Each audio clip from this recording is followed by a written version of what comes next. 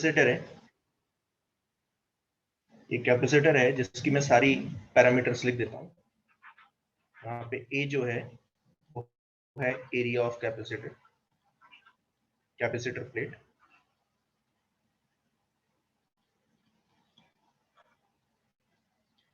D है distance between the plates,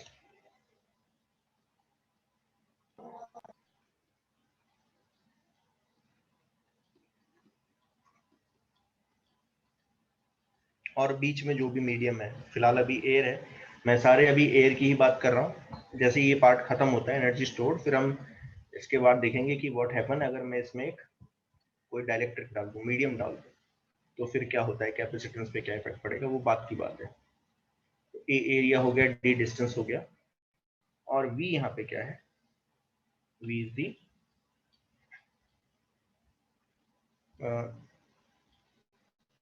क्या बोलूं, टर्मिनल पोटेंशियल डिफरेंस।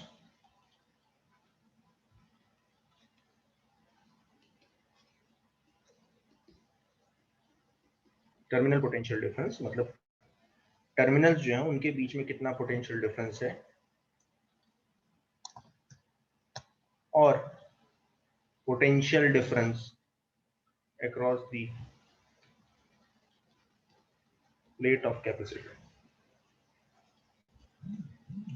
ये सारी चीजें हैं, ये तीन चीजें याद रखना।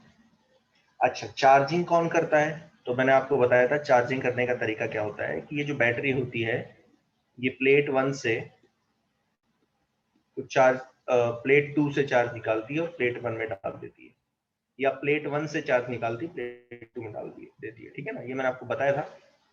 और कब तक डालती है? तब तक डालती है जब तक इन दोनों प्लेट के अक्रॉस कितने का पोटेंशियल डिफरेंस ना आ जाए, वी का ना आ जाए, जितना बैटरी का टर्मिनल पोटेंशियल डिफरेंस है। ये मैंने आपको बहुत अच्छी तरीके से बता दिया था। अब देखो कितनी ये एनर्जी स्टोर करेगी, एनर्जी स्टोर हम कैसे निकालेंगे? तो ध्यान देना, होता क्या है कि थोड़ी देर के लिए सोचो कि मैंने यहाँ पे एक स्विच लगा रखा है, ठीक है, थोड़ी देर के लिए सोच लेना। स्विच लगा देता हूँ ताकि क्लियरिटी रहे। ये आपका एक स्विच हो गया, ऐसे सोचो, ठीक है, this is a switch.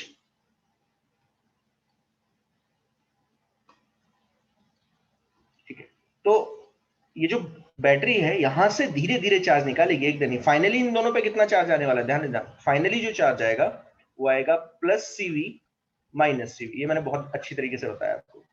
C into we क्या है, potential difference across the battery. तो फाइनली इतना चार्ज आएगा, लेकिन शुरू शुरू में कितना था, शुरू में कितना है, जब आपने की को जस्ट ऑन किया होगा, जस्ट ऑन किया है, तो शुरू शुरू में इस पे कितना है, 0, इस पे कितना है, 0। और फाइनली क्या होगा, ये जो बैटरी है यहां से चार्ज निकालेगी, धीरे धीरे चार्ज निकालेगी और इसमें डालती रहेगी। इसके ऊपर नेगेटिव चार्ज बढ़ता जाएगा और इस पे पॉजिटिव चार्ज बढ़ता जाएगा। तो फाइनली जब ये पूरी चार्ज हो जाएगी तो इस पे आ जाएगा, प्लेट 1 पे आ जाएगा सीवी और दूसरे पे आएगा माइनस सीवी। ऐसा कुछ होने वाला है, ठीक है ना। तो आप सोचो कि क्या बैटरी को वगड़न करना पड़ रहा है? देखो आप ऐसा सोचो, आप सोचो, आप अगर बैटरी ना होती और आप काम करते, सोचो तो आप क्या करते, ध्यान देना है। यहां से एक, आप ऐसा सोचो, आपने क्या किया,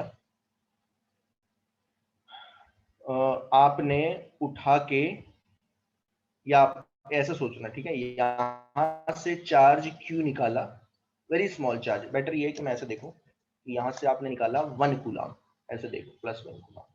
तो जैसे ही आपने इस पे 1 कूलम निकाला तो यहाँ पे आ गया -1 कूलम, इस प्लेट पे आया -1 कूलम, और क्योंकि इस चार्ज को इसमें डाल दिया है तो इस पे आ गया +1 कूलम, ठीक है। आया समझ में? शुरू शुरू में आपको ये करना पड़ेगा। तो शुरू में 0 चार्ज था, 1 कूलम निकाला यहां से, ठीक है, उठा के यहां पे डाल दिया। कोई वर्क डन करना पड़ेगा? कोई वर्क डन नहीं करना पड़ेगा, कुछ है ही नहीं, रेजिस्टेंस ही नहीं है। तो शुरू शुरू में आपको कोई वर्क डन नहीं करना पड़ रहा, वर्क डन इज 0। लेकिन अब ध्यान देना, जैसे ही आपने यहां से ये 1 कूलम उठा के यहां डाल दिया, मैं हटा देता हूं, ठीक है ना, बैटरी है मैं हटा देता हूं, इसे हटा दिया मैंने। अब जैसे ही आपने यहाँ पे 1 कूलम डाल दिया है तो क्या हो जाएगा, यहाँ पे एक इलेक्ट्रिक फील्ड सेटअप हो जाएगी ऐसे, यहाँ पे इलेक्ट्रिक फील्ड सेटअप होगी। तो शुरू का जो 1 कूलम डालना मतलब निकाल के आप डाल रहे थे उसमें आपको कोई वर्क डन नहीं करना पड़ रहा था, लेकिन दूसरा जब आप 1 कूलम डालोगे, उठा के डालोगे इसमें से, अब आप बोल रहे हो कि अभी आप और चार्ज डालना चाहते हो, और चार्ज डालना चाहते हो, तो आप बोलोगे कि सर 1 कूलम और निकाल लेता हूं। तो मैंने बोला निकाल लो। तो जैसे ही आपने 1 कूलम निकाला, अब प्रॉब्लम क्या है बताएगा कोई? क्या प्रॉब्लम है? क्या वर्क डन करना पड़ेगा इसको उठा के दूसरी प्लेट में अगर डालना है तो? Yes sir. क्यों? क्योंकि यस सर। बेसिकली आप पॉजिटिव चार्ज को कहां लेके जा रहे हो? Against the electric field. Electric field की डायरेक्शन में क्या होता है? पोटेंशियल घटता है। तो ये लोअर पोटेंशियल पे है और ये हायर पोटेंशियल पे है। अब इस 1 कूलम को आप लोअर पोटेंशियल प्लेट से हायर पोटेंशियल प्लेट पे लेके जा रहे हो, तो आपको वर्क डन करना पड़ेगा। Let's take that work done will be, work done है कुछ आ गया 1 जूल आ गया, ठीक है ना? मैं लिख रहा हूँ, ठीक है, बट मुझे निकालना है सब, मैं बताने की कोशिश कर रहा हूँ। शुरू में जो वर्क डन था वो 0 था। अब ये उठा के आपने यहाँ डाल दिया, इस पे आ गया चार्ज +2 कूलम, इस पे आ गया -2 कूलम। अब आप बोलोगे नहीं सर मुझे और चार्ज ट्रांसफर करना है, तो मैं बोलूंगा और करो, एक और निकालो, एक और निकालो, ठीक है। अच्छा, बीच में जो इलेक्ट्रिक फील्ड होती है, अगर आपको याद होगा, ये इक्वल एंड अपोजिटिवली चार्ज प्लेट है, ठीक है। तो अगर आपको याद होगा, बीच में जो इलेक्ट्रिक फील्ड होगी वो होती है सिग्मा बाय एप्सिलॉन नॉट, और सिग्मा होता था क्यू बाय ए। ये मैंने बहुत अच्छी तरीके से बताया था, ठीक है। समझ में आ रहा है क्या? Yes sir. ओके। अब ध्यान देना कि जैसे ही आप तीसरे वाला 1 कूलम चार्ज निकाल, आप बोल रहे हो कि मैं और चार्ज ट्रांसफर करना चाहता हूं, मैंने कहा ठीक है करो और करो, 1 कूलम और निकाल के लेके आ रहे हो। तो अब जरा ध्यान से देखो, जैसे ही आपने पहला 1 कूलम ट्रांसफर किया था, तो इस पे आया +1 कूलम, इस पे आ गया -1 कूलम। देखो क्यू की वैल्यू बढ़ी, पहले 0 थी, अब कितनी हो गई 1। तो इलेक्ट्रिक फील्ड क्या हो गई? बढ़ गई। फिर आपने अगला 1 कूलम निकाल के डाला, तो इस पे चार्ज आया +2 कूलम, इस पे आ गया -2 कूलम। इलेक्ट्रिक फील्ड और बढ़ गया, देखो क्यू जो है ज्यादा हो गया है, इलेक्ट्रिक फील्ड बढ़ गया। यानी कि चार्ज ट्रांसफर के साथ साथ इलेक्ट्रिक फील्ड भी बढ़ता जा रहा है। इलेक्ट्रिक फील्ड जो बीच में इलेक्ट्रिक फील्ड है वो भी बढ़ता जा रहा है। आपने एक और 1 कूलम ट्रांसफर किया। अब जरा मुझे बताओ, जब आप उठा के डालोगे यहाँ पे, तो आपको वर्क डन करना पड़ेगा, बिल्कुल करना पड़ेगा। तो W3, ध्यान देना, W3 जो होगा वो 1 जूल के मुकाबले में थोड़ा सा ज्यादा होगा। ऐसा भी हो सकता है 4 जूल हो। क्यों? क्योंकि बीच में इलेक्ट्रिक फील्ड क्या हो चुकी है? बढ़ चुकी है। आया समझ में कि नहीं? Yes sir. तो जैसे जैसे आप चार्ज ट्रांसफर कर रहे हो, ध्यान देना, बीच में इलेक्ट्रिक फील्ड बढ़ती जा रही है, तो आपको वर्क डन भी ज्यादा करना पड़ेगा पहले के मुकाबले में। शुरू में 0 करना पड़ा, फिर अगला 1 कूलम ट्रांसफर कर रहे हो तो 1 जूल करना पड़ा, फिर 4 जूल करना पड़ेगा, अगला ट्रांसफर करोगे तो 10 जूल करना पड़ सकता है, अगला करोगे तो हो सकता है कि आपको 20 जूल करना पड़े। ऐसे इस तरीके से बढ़ता चले जाता है। और जितना आप वर्कडन कर देते हो, मान लीजिए आपका जो फाइनली जो मैक्सिमम चार्ज है +CV, वो आ गया 12 कूलम, तो आप तब तक ट्रांसफर करते रहोगे 1 कूलम 1 कूलम, तब तक ट्रांसफर करते रहोगे जब तक फाइनली दोनों पे कितना ना आ जाए, +12 कूलम -12 कूलम। तो जितना वर्कडन आप कर दोगे, आपको करना पड़ेगा इस चार्ज को ट्रांसफर करने में, उतना ही वर्कडन किस फॉर्म में स्टोर हो जाएगा? एनर्जी के फॉर्म में स्टोर हो जाएगा कैपेसिटर। आई होप समझ में आया होगा। Yes sir. तो क्या सेम वर्कडन करना पड़ रहा है कि हर बार 1 कूलम चार्ज, ये छोटा छोटा चार्ज जो आप प्लेट 2 से उठा के प्लेट 1 में डाल रहे हो, क्या हर बार सेम वर्कडन करना पड़ रहा है कि वर्कडन बढ़ता जा रहा है? बढ़ता जा रहा है सर। बढ़ता जा रहा है। तो अब अगर आपको टोटल वर्कडन निकालना है, टोटल वर्कडन, क्योंकि जो टोटल वर्कडन होगा वही energy stored in the capacitor, तो टोटल वर्कडन जो होगा वो इन सब का सम होगा, सबका, जितने भी वर्कडन आ रहे हैं। अब ऐसे कितने वर्कडन आएंगे? ऐसे बहुत वर्कडन आएंगे, इनफाइनाइट वर्कडन आएंगे, क्योंकि आप थोड़ा थोड़ा चार्ज उठा, मैंने तो 1 कूलम बोला है, थोड़ा थोड़ा चार्ज उठा के आप डाल रहे हो, तो आपको बेसिकली किसका सहारा लेना पड़ेगा? इंटीग्रेशन का सहारा लेना पड़ेगा। You have to integrate it. आप ध्यान देना, मैं अब यहाँ पे ये हटा दे रहा हूँ, ये आपको समझ में आ गया होगा, मैं कुछ ये बताना चाहता था बस, ठीक है, ये मैं हटा रहा हूँ।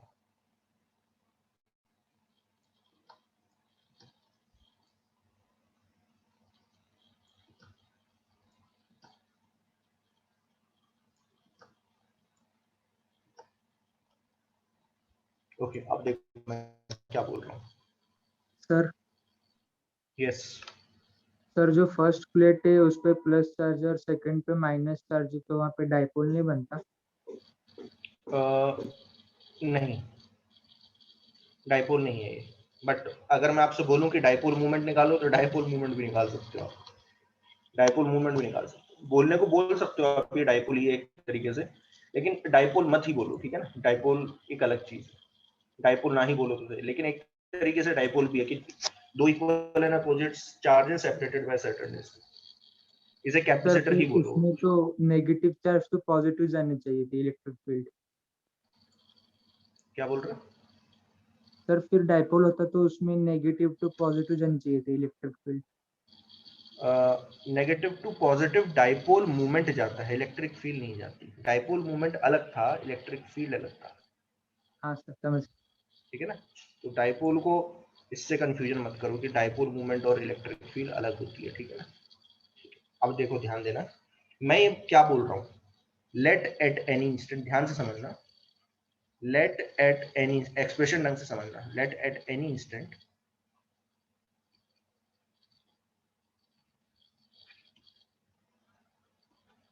द चार्ज ऑन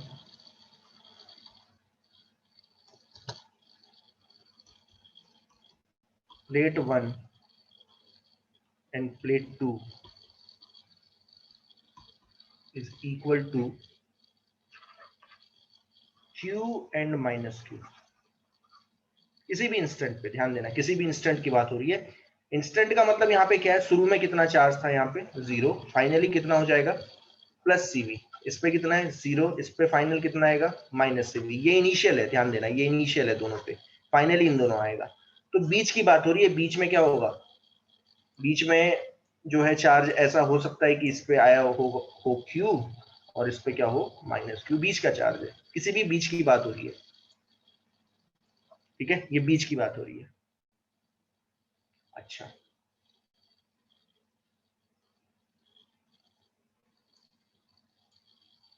यानी कि किसी भी इंस्टेंट पे इस पे चार्ज है प्लस क्यू, इस पे है माइनस क्यू, ध्यान देना।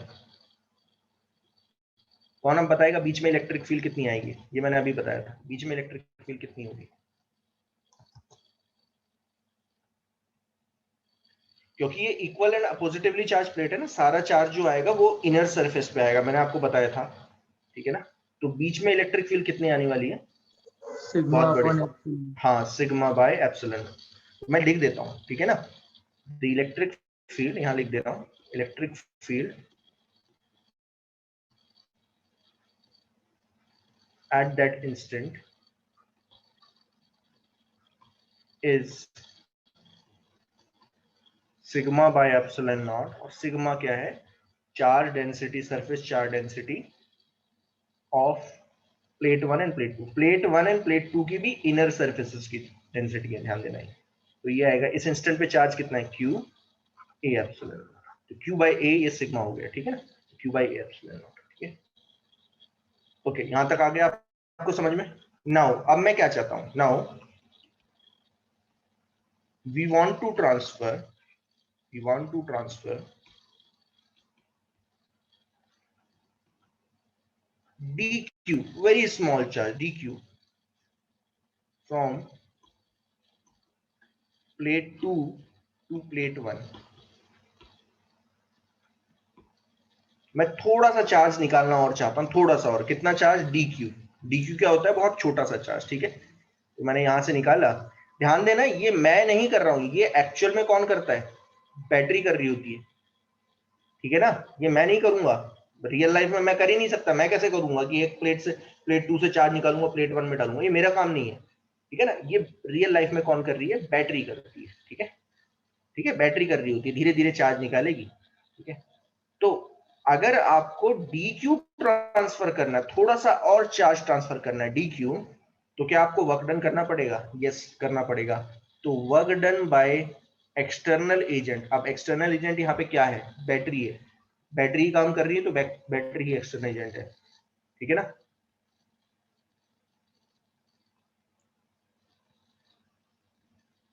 बट आप एक्सटर्नल एजेंट ही लो, ठीक है ना। बैटरी है, आप एक्सटर्नल एजेंट लो, क्योंकि इसमें एक थोड़ा सा कंफ्यूजन होता है, अभी मैं बताऊंगा उसका रीजन है क्या कंफ्यूजन रहेगा। कंफ्यूजन नहीं है, एक्चुअली में पूछा जाता है, ध्यान से समझना। तो work done by external agent, तो कभी पढ़ा था work done by external agent क्या होता है, ध्यान देना। क्या होता है, ध्यान देना। होता है चार्ज जो आप ट्रांसफर कर रहे हो into final potential minus initial. याद है किसी को ये? Yes sir. यस कभी सर। पढ़ा था, ये कभी पढ़ा था हमने, ठीक है ना। ये बहुत अच्छी तरीके से मैंने पोटेंशियल में बताया है, ठीक है। अब अगर मैं इन दोनों के बीच में, इन दोनों प्लेट के बीच में पोटेंशियल डिफरेंस लिख पाया इस इंस्टेंट पे, तो मेरा काम बन जाएगा। मुझे क्यू नॉट पता है, क्यू नॉट हटा के मैं सीधा क्या लिख देता हूं, ध्यान देना, डी क्यू। क्योंकि मैं डी क्यू को ट्रांसफर कर रहा हूं कौन सी प्लेट्स पे? प्लेट 2 से प्लेट 1। तो मुझे इस इंस्टेंट पे क्या लिखना पड़ेगा? Potential difference between plate 1 minus potential difference between plate 2, ठीक है। ये मुझे लिखना पड़ेगा। अगर मैं ये लिख देता हूं तो मेरा काम बन गया। अब ये भी लिख सकते हैं हम, इसमें भी लिखने की कोई बहुत बड़ी बात नहीं है।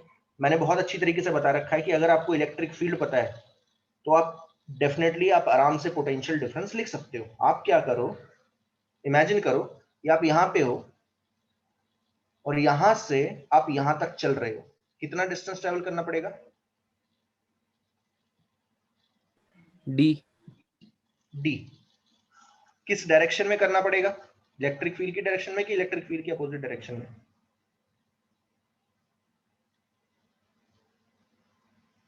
Opposite direction. ना ना ना, देखो देखो देखो देखो देखो, in the direction of electric field. अरे भाई, यहां से जा रहा हूं ए से बी तक,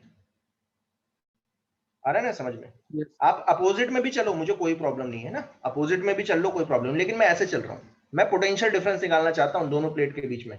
तो मैंने ऐसे बहुत तरीके बताए थे आपको कि 2 पॉइंट, अगर इलेक्ट्रिक फील्ड पता है तो इलेक्ट्रिक फील्ड की डायरेक्शन में चलोगे तो 2 पॉइंट के बीच में पोटेंशियल डिफरेंस निकाल सकते हो। अपोजिट डायरेक्शन में चल रहे हो, कौन सा फॉर्मूला था, किसी को याद है क्या था?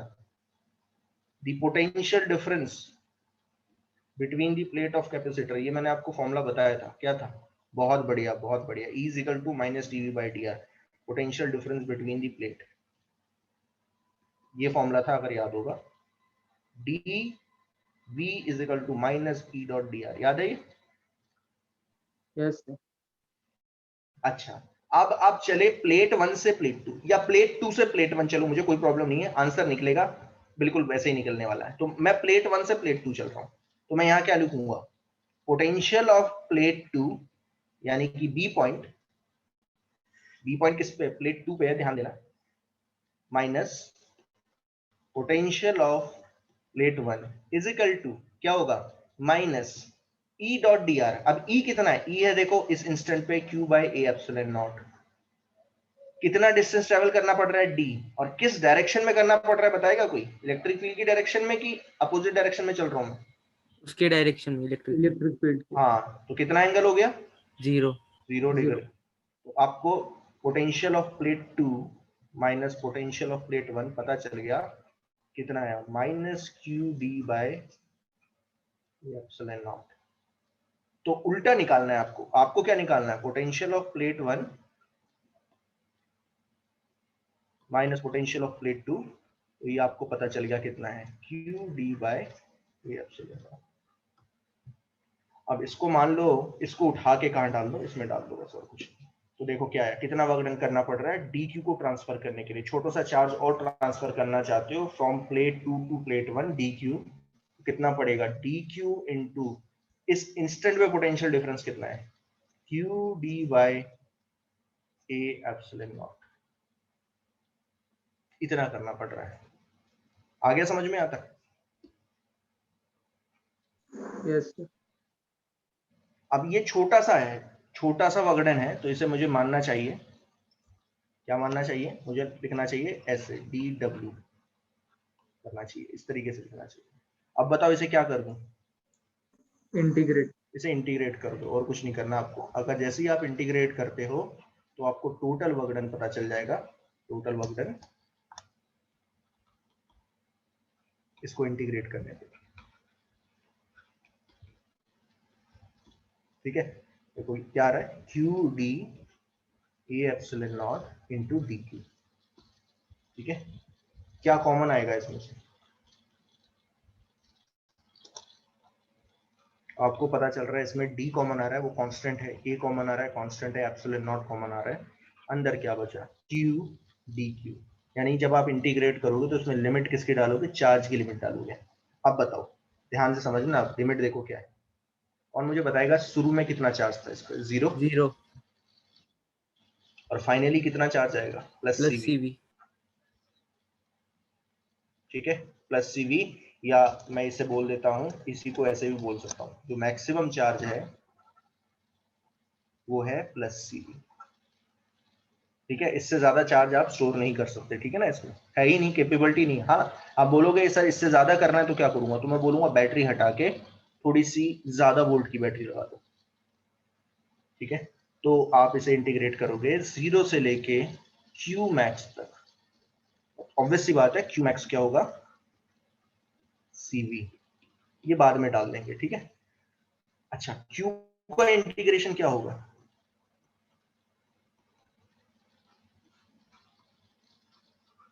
क्यू का इंटीग्रेशन क्या होगा, तो क्या Q होगा, square Q by 2। Square by 2, हमें पता है।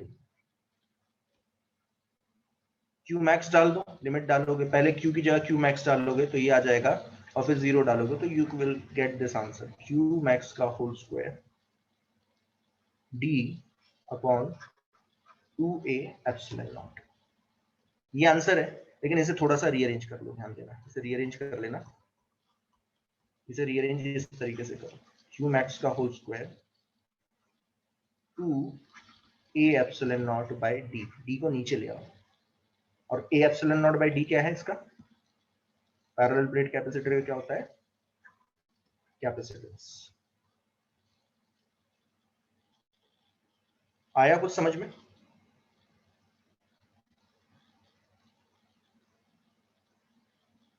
Yes sir. ठीक है। तो डी को नीचे लेके आ गए, a epsilon naught by D, that is the capacitance. और ये जो वर्क डन किया होगा, ये आपने किया है, ये आपने काम किया है, ठीक है ना, ये आपने किया है, मतलब ये निकालने का तरीका ये आपने किया, बट एक्चुअल में कौन करता है, ये बैटरी कर रही है, ठीक है ना, बैटरी करती है रियल लाइफ में। क्यों, अभी बताना चाहता हूँ मैं, कुछ और बताना चाहता हूँ, इससे आपको पता चलेगा। यही क्या है, ये जो वर्क डन किया है, प्लेट 2 से चार्ज उठा के प्लेट 1 में डालने के लिए जो वर्क डन किया, यही energy stored in the form, energy stored in the capacitor आ जाएगा। इसी को मैं लिख सकता हूँ, energy stored in the capacitor, जी। अच्छा, अब मैंने आपको ऑलरेडी बताया कि Q मैक्स क्या है, CV के इक्वल है। तो अगर आप इसमें CV डालते हो तो देखो आपको क्या पता चलता है, डालो जरा CV। अगर आप इसे CV डालते हो तो Q मैक्स की जगह अगर मैं CV लिख दूं, यहाँ लिख देता हूँ, जो मैक्सिमम चार्ज इस कैपेसिटर में स्टोर हो सकता है वो है CV। बात ये है ना, मैं मैक्स लिखता ही नहीं हूँ, ठीक है ना, बेटर ये है कि मैं मैक्स ना लिखूं, मैं Q लिख रहा हूँ। Q जो है, ये जो मैक्सिमम चार्ज, वैसे मैक्सिमम ही लिखना चाहिए, लेकिन क्या होता है ना, कैपेसिटर मैक्सिमम चार्ज कितना स्टोर करता है, ये डिपेंड करता है कि जो अंदर आप इसके डाइलेक्ट्रिक डालोगे, जब अंदर मटेरियल डालोगे ना, मैंने आपको बताया था ना, कैपेसिटर मैक्सिमम चार्ज कब तक स्टोर करता है, जब तक उसका मटेरियल टूटता नहीं है, याद है किसी को? यस सर, डाइलेक्ट्रिक स्ट्रेंथ तक। हाँ, वो भी आने वाले हैं अभी, इसलिए मैं क्या कंफ्यूज नहीं करना चाहता आपको। तो ये वो वाला मैक्सिमम चार्ज नहीं है, ये कौन सा चार्ज है, CV, ध्यान देना, ये CV चार्ज है, इसको मैं Q मान लेता हूँ, बैटरी है, वरना क्या कंफ्यूजन हो जाएगा, और कुछ नहीं है आपको। तो ये याद रखना, Q क्या है, CV है, दैट्स इट। अच्छा, तो जैसे ही आप CV यहाँ पे डालते हो तो आपको एक और फॉर्मूला देखो मिलता है, ये आ गया C square V square by 2C, CC cancel out, कितना आ गया, हाफ CV स्क्वायर। तो देखो ये तो था ही फॉर्मूला, एक और पता चल गया, ये तो है ही फॉर्मूला, ये भी फॉर्मूला है, ध्यान देना, ये दोनों सेम ही फॉर्मूला है, ध्यान देना। अच्छा, मैंने इसमें एक और चेंज किया, ध्यान देना, इसी में एक और चेंज कर रहा हूं। इसको मैंने लिखा हाफ सी इंटू सीवी, और सीवी क्या था, क्यू, यानी कि ये भी एक फॉर्मूला है। लेकिन ध्यान देना ये तीनों ही सेम फॉर्मूले हैं। आप बोलोगे कि सर तीन क्यों करवा रहे हो? अच्छा, मैं यहाँ पे कुछ बताना चाहता हूँ, देखो मैं यहाँ पे लिख देता हूँ कि energy stored in the capacitor के तीन फॉर्मूले हैं ये, लेकिन तीनों ही एक ही फॉर्मूला है, ध्यान देना, सेम ही फॉर्मूले हैं। ये बिल्कुल वैसा ही फॉर्मूला है जैसा कभी आपने पढ़ा होगा। मैं बताता हूँ, अभी थोड़ा सा क्लियरिटी हो जाएगी। Half mv square.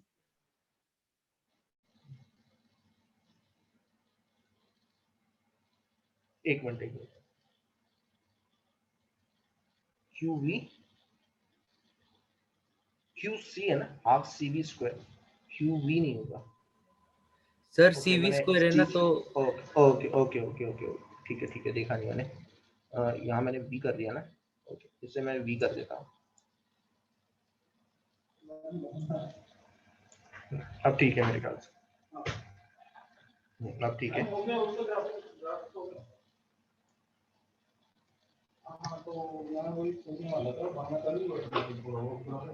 ये ठीक है।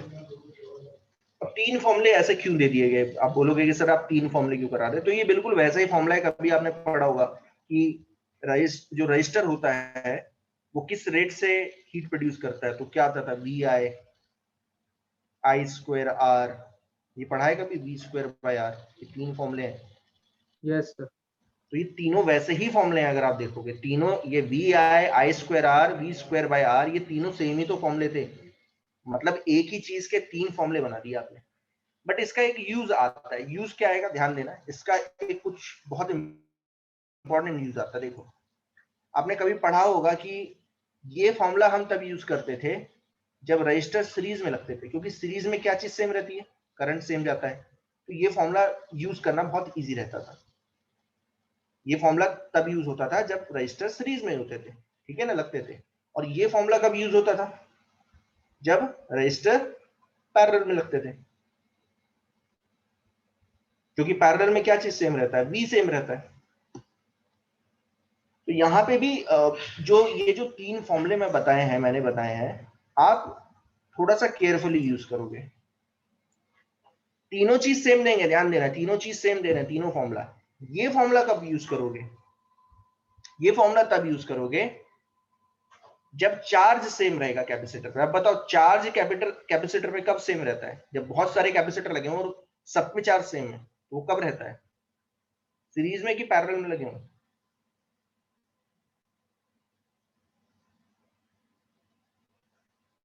हाँ, सर समझे नहीं। अभी मैं बता, चलो ठीक है, यहां तक छोड़ दो, यहां तक समझ में आ गया तीन फॉर्मूले क्या है, यस यहाँ सर। छोड़ दो, ठीक है, अभी पता चल जाएगा, ठीक है, मैं अभी बता दूंगा। यहाँ तक छोड़ दो ना, कंफ्यूज हो गए, यहाँ तक आ गया, तीन फॉर्मूले बन गए, ठीक है, बन गए, छोड़ दो उसे, कोई प्रॉब्लम नहीं है, ठीक है, ये तीन फॉर्मूले हैं, ठीक है। अब ये कहाँ यूज होंगे ये मैं भी बताऊंगा, नेक्स्ट जो टॉपिक है ये वही होगा, ठीक है। तो आपको समझ में आ गया होगा कि कितनी एनर्जी स्टोर करता है capacitor, Q square by two C, या हाफ सी स्क्वायर, या क्यू वी बाय टू। मैं जनरली कौन से यूज करूंगा, ध्यान देना, ये दोनों यूज होंगे जनरली, ये यूज नहीं करता मैं। अच्छा, ध्यान देना, ये एनर्जी स्टोर्ड है, ध्यान ध्यान देना। अब मैं आपसे पूछ रहा हूं कि ध्यान से समझना इस चीज को, अब जो मैं बताना चाहता हूं, इस पे मैक्सिमम चार्ज कितना आया, मतलब इस पे चार्ज कितना आया, फर्स्ट प्लेट पे कितना आ गया होगा जब ये पूरा चार्ज हो गया, कितना आया, प्लस सीवी, इस पे आ गया माइनस सीवी।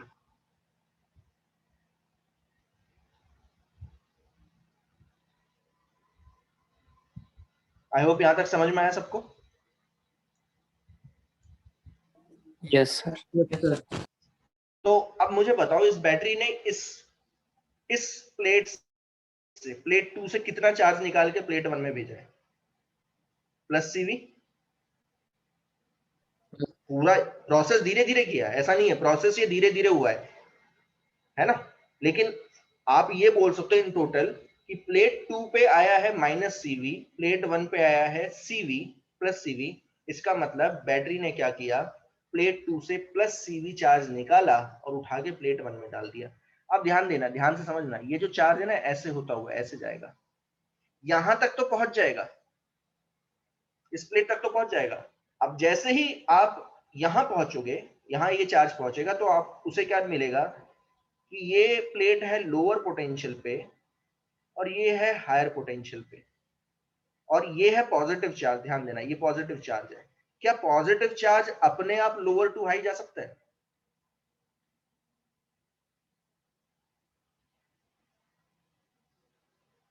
यस।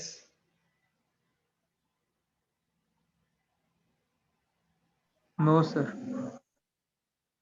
अगर मैं आपसे बोलूं work done by the battery कितना किया होगा, वर्क डन बाय बैटरी कितना होगा, ध्यान देना। बैटरी ने क्या किया है, बैटरी ने, मैंने आपको बहुत पहले बताया था कि ये जो +CV चार्ज होता है वो प्लेट 2 से यहां तक तो अपने आप पहुंच जाता है। ध्यान देना, कहां तक, इस प्लेट तक तो पहुंच जाता है अपने आप। लेकिन प्रॉब्लम कहां आती है, प्रॉब्लम आती है जब इस +CV को आपको उठा के कहां डालना है, lower potential of the plate, जो लोअर पोटेंशियल है बैटरी का, उसके अंदर से घुमा के कहां तक लेके जाना है, हायर पोटेंशियल तक लेके जाना है, मतलब ऐसे ट्रेवल करवाना है। नहीं कर सकता, इतना आसान नहीं है। क्यों नहीं कर सकता, क्योंकि पॉजिटिव चार्ज की टेंडेंसी अपने आप कहां जाने की होती है, हाई टू लो। अब आप low potential to high potential भेज रहे हो तो बैटरी को वर्क डन करना पड़ेगा कि नहीं? Yes sir. तो अगर मैं आपसे पूछूं कि वर्क डन बाय बैटरी क्या है तो आप क्या आंसर दोगे? वर्क डन बाय बैटरी होगा नेगेटिव। +CV, ध्यान देना, +CV, यहां लिख दे रहा हूं, यहाँ पे बना देता हूं ताकि समझ जाओ। ये है बैटरी, चार्ज यहां से आया +CV, ठीक है। इन दोनों प्लेट के बीच में कितने का पोटेंशियल डिफरेंस है, V। तो उठा के डालना है आपको, मान लीजिए 0 पे है और ये V पे है, तो आपको डालना है कहां से, इस +CV को 0 से V तक भेजना है। आ रहा है समझ में? तो बैटरी को कितना वर्क डन करना पड़ेगा, इतना चार्ज भेजना है, कहां से कहां तक, 0 से V तक। आई होप यहां तक समझ में आया होगा। Yes sir.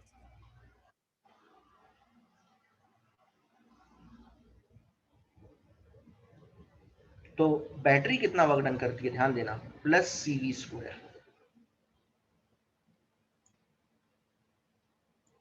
इतना बैटरी ने वर्क डन किया। अब थोड़ा सा ये देखने में अजीब लगता है, आप क्या बोलोगे, आपके दिमाग में एकदम क्वेश्चन आया होगा, आप बोलोगे कि सर ये जो चार्ज था +CV को उठा के आपने प्लेट 2 से प्लेट 1 तक डाला था, तो आपने वर्क डन निकाला इतना, Q²/2C। आप तो ये बोल रहे थे Q²/2C है, ये वर्क डन है। और आप ये भी बोल रहे हो कि यही काम बैटरी ने किया है, तो बैटरी को ये काम करना चाहिए ना, इतना काम करना चाहिए बैटरी को, तो ये बैटरी ने काम किया होगा ना। आप हाफ ये CV² क्यों बोल रहे हो,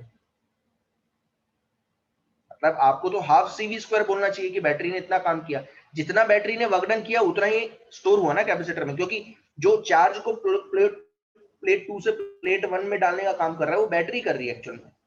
तो जितना बैटरी ने वर्क डन किया होगा वही एनर्जी स्टोर है, तो बैटरी का वर्क डन एक्चुअल में हाफ CV² होना चाहिए। तो मैं बोल रहा हूँ कि ये गलत चीज है। बैटरी ने वर्क डन कितना किया एक्चुअल में, हाफ CV², सॉरी CV² किया। आया समझ में? स्टोर कितना हुआ, हाफ CV²। ध्यान देना, ध्यान से समझना क्या बोल रहा हूं। बैटरी ने वर्क डन किया कितना, हाफ CV²। बैटरी को सिर्फ एक ही काम करना है, इस चार्ज को उठा के कहां से कहां डालना है, इस प्लेट से इस प्लेट में डालना है। बाकी अपने आप जैसे ही ये चार्ज यहां पहुंचेगा अपने आप प्लेट 2 में ट्रांसफर हो जाएगा। ध्यान देना, बाकी उसे कुछ काम नहीं करना है, ध्यान देना। तो बैटरी ने वर्क डन किया CV², ध्यान देना। स्टोर कितना हुआ, हाफ CV², ठीक है। कैपेसिटर में स्टोर कितना हुआ, हाफ CV²। तो बाकी बचा हुआ हाफ CV² कहां गया, कौन बताएगा? किसी को पता है कहाँ गया है? आया समझ में क्या बोल रहा हूं मैं? Yes sir. मैं ये बोल रहा हूं सीवी स्क्वायर वर्क डन जो किया ये बैटरी ने किया, ठीक है। हाफ सीवी स्क्वायर कहां स्टोर हुआ है? कैपेसिटर के अंदर। तो ये हाफ सीवी स्क्वायर, बाकी बचा हुआ हाफ सीवी स्क्वायर कहां गया? तो ये कहां जाता है? ध्यान देना, ये जो वायर होते हैं ना,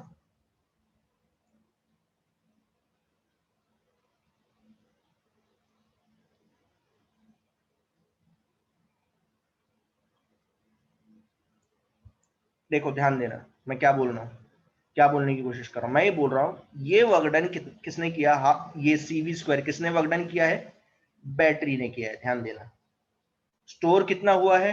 हाफ सीवी स्क्वायर। यहां पे देखो मैंने बताया हाफ सीवी स्क्वायर स्टोर हुआ कैपेसिटर में।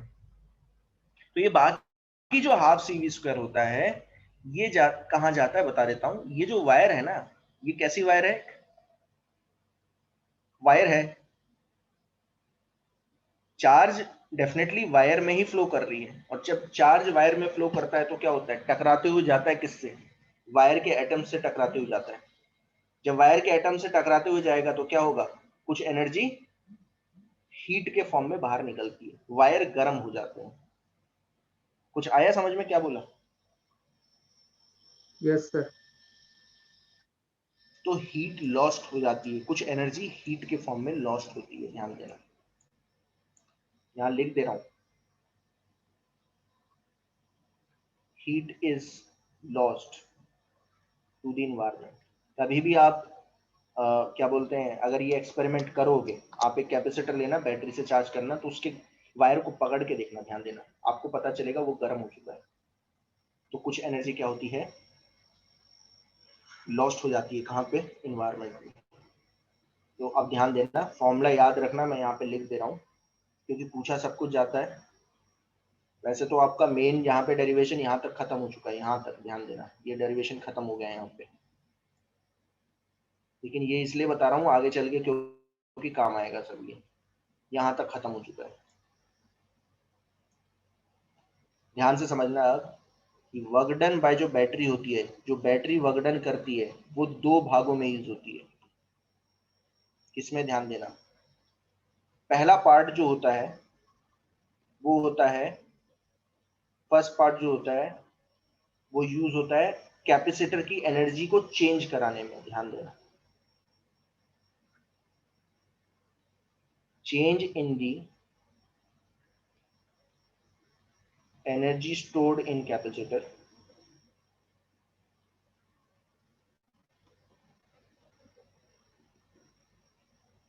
मतलब जो बैटरी ने वर्कडन किया उसका कुछ पार्ट कहां यूज हुआ?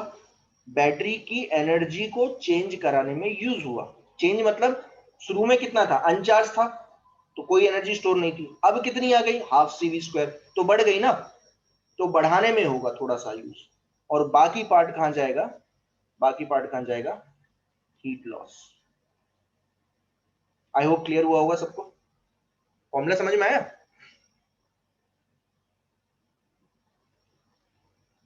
Yes. Yes, sir. Yes sir. जरूरत पड़ेगी अभी, ये ऐसा नहीं है। फॉर्मूला ध्यान देना, फॉर्मूला जो लिखा है बहुत इंपॉर्टेंट है, बुक में नहीं मिलता, ध्यान देना। अगर ढंग की बुक पढ़ोगे तभी मिल पाएगा, ठीक है ना? ध्यान से समझ। आप बताओ जरा मुझे, अगर मैं एक एक चीज यहाँ पे लिख दूं, वर्क डन बाय बैटरी क्या है? बैटरी ने कितना वर्क डन किया बताओ? कितना किया? Plus CV square. आ रहा है समझ में?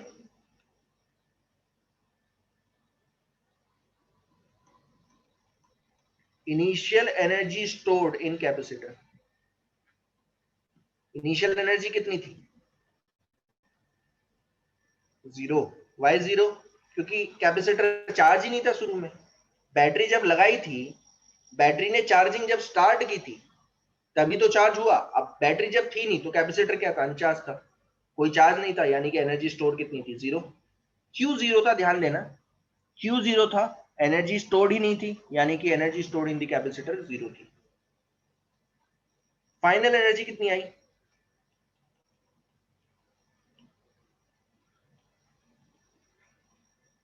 फाइनल एनर्जी कितनी आ गई जब पूरा चार्ज हो गया? तो हमें पता चला कितनी आ गई? Half half C square. CV square.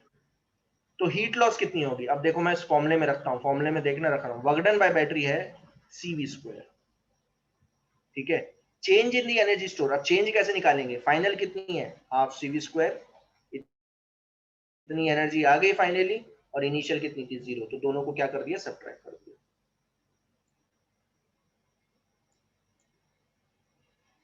Plus heat loss, तो हीट लॉस आप यहां से निकाल सकते हो। हीट लॉस कितना आएगा बताओ? ये कितना हो गया? हाफ CV², इधर जाएगा तो ये आएगा CV² माइनस हाफ CV², तो ये आ जाता है हाफ CV²। ये हीट लॉस होगा। कहाँ जाएगी? वायर जो है गर्म हो जाती है, ध्यान देना, वायर गर्म हो जाती है, और वायर गर्म होती है तो क्या होता है? कुछ हीट बाहर निकल जाती है, इन्वायरमेंट में चली जाती है। आ गया समझ में? क्लियरिटी क्लियरिटी है क्या बोल रहा हूं? ये जो काम किया है ना, ध्यान यस देना, हाफ CV² जो एनर्जी स्टोर्ड है, ये अगर आप देखोगे तो ये भी बिल्कुल वैसा ही लग रहा है, ध्यान देना, ये भी बिल्कुल वैसे ही मैंने डिराइव किया है, बट ध्यान देना ये काम भी बैटरी ही कर रही है, लेकिन प्रॉब्लम बैटरी के साथ ये है कि बैटरी का कुछ काम जो है वो हमेशा किस फॉर्म में जाता है? हीट लॉस के फॉर्म में जाता है। तो कोई आपसे पूछ ले कि कितनी एनर्जी स्टोर होगी, तो आपको ध्यान देना है, एनर्जी स्टोर जो है आपको हाफ CV² बतानी है, कि अगर इनिशियली अनचार्ज है तो जैसे ही चार्ज होगा तो हाफ CV² आ जाएगी। कुछ भाग बैटरी के वर्क डन का हमेशा हीट के फॉर्म में लॉस जाता है, ठीक है ना। अच्छा, अब आपके दिमाग में आएगा कि सर ये एनर्जी कहाँ स्टोर हुई, ठीक है। इसको मैं अलग जो है एक ब्रैकेट में डाल देता हूं, ताकि ये आपको ना कंफ्यूज ना करे, इसे अलग से ही मैं एक ब्रैकेट में डाल देता हूं। ये एक अलग चीज है, ठीक है ना, इसको आप अलग तरीके से लोगे।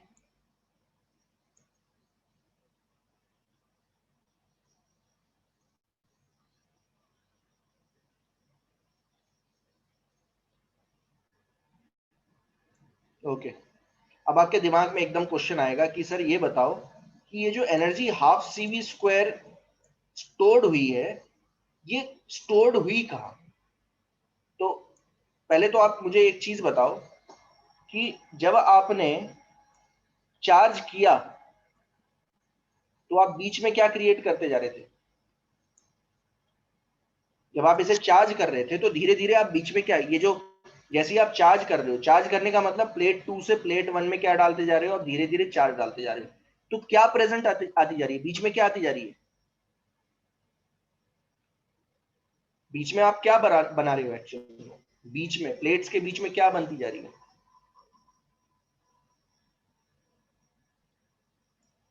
Yes,